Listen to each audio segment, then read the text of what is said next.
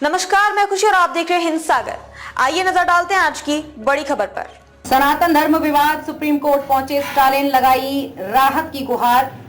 फिर सनातन धर्म पर विवादित टिप्पणी के मामले में तमिलनाडु के सीएम के स्टालिन के बेटे उदयनिधि स्टालिन को सोमवार को सुप्रीम कोर्ट ने खरी खोटी सुनाई। विवादित बयान के बाद उदयनिधि स्टालिन के खिलाफ देश में जगह जगह दर्ज की गई एफआईआर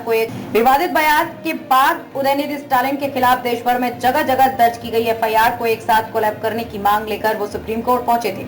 सनातन धर्म को खत्म करो टिप्पणी करने वाले जूनियर स्टालिन को सुप्रीम कोर्ट ने कहा कि वो खुद की तुलना मीडिया कर्मियों से नहीं कर सकते। तमिलनाडु के मंत्री की ओर से पेश वरिष्ठ अधिवक्ता अभिषेक सिंघवी ने कहा कि ये टिप्पणी करने का मकसद राजनीतिक युद्ध होश करना नहीं था, क्योंकि ये केवल 30 से 40 लोगों की सभा थी। न्यायमूर्ति संजीव खन्ना और न्यायमूर्ति दीपांकर दत्ता की पीठ ने उदयनिधि स्टालिन को कानूनी मुद्दों के मद्देनजर अपनी याचिका में संशोधन करने की अनुमति दी और 6 मई से शुरू होने वाले सप्ताह में सुनवाई के लिए मामले को सूचीबद्ध किया। पीठ ने कहा, आपने स्वेच्छा से बयान दिया है, आप मीडिया कर्मियों की तुलना मंत्री से नहीं कर सकते। आपने मीडिया कर्मियों के मामलों का हवाला दिया है जिन्हें अपने मालिकों के निर्देशों का पालन करना पड़ता है और टीआरपी और अन्य चीजों का ध्यान रखना पड़ता है। स्टालिन ने कोर्ट में क्या दी दलीलें? पीठ ने उदयनिधि स्टालिन की कई प्राथमिकियों को एक साथ जोड़ने की रिट याचिका पर सुनवाई के दौरान उक्त टिप्पणी की। इस याचिका में मंत्री ने पत्रकार अर्नब गोस्वामी, मोहम्मद जुबैर एवं अन्य का हवाला दिया था, जिन्हें पूर्व में शीर्ष अदालत ने उनके खिलाफ दर्ज प्राथमिकियों को एक साथ जोड़कर और एक थाने में स्थानांतरित करके राहत दी थी।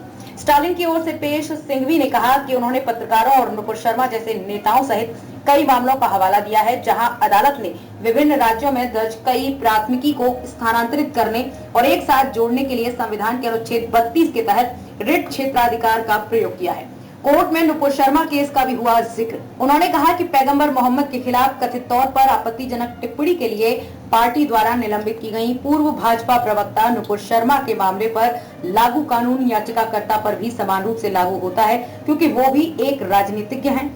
न्यायमूर्ति दत्ता ने कहा कि शर्मा का मामला भी मंत्री के समान नहीं है। पीठ ने मंत्री से कहा कि वो आपराधिक दंड प्रक्रिया संहिता सीआरपीसी की धारा 406 के तहत शीर्ष अदालत मामलों को हस्तांतरित करने का प्रावधान है, लेकिन रिट क्षेत्राधिकार से संबंधित संविधान के अनुच्छेद 32 के तहत ऐसा नहीं किया जा सकता। सनातन की तुलना कोरोना वायरस से की गई थी। न्यायमूर्ति दत्ता ने कहा, देखिए, कुछ मामलों में संज्ञान लिया गया है और समन जारी किए गए हैं। सुप्रीम कोर्ट रिट क्षेत्राधिकार के तहत न्यायिक कार्रवाई नहीं कर सकता।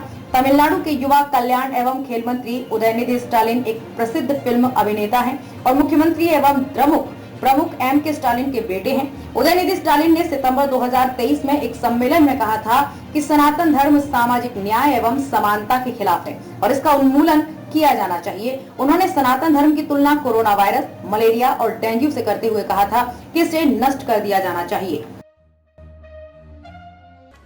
खबरों में अब तक के लिए बस इतना ही। फिर होगी आपसे मुलाकात ऐसी एक और बड़ी खबर के साथ।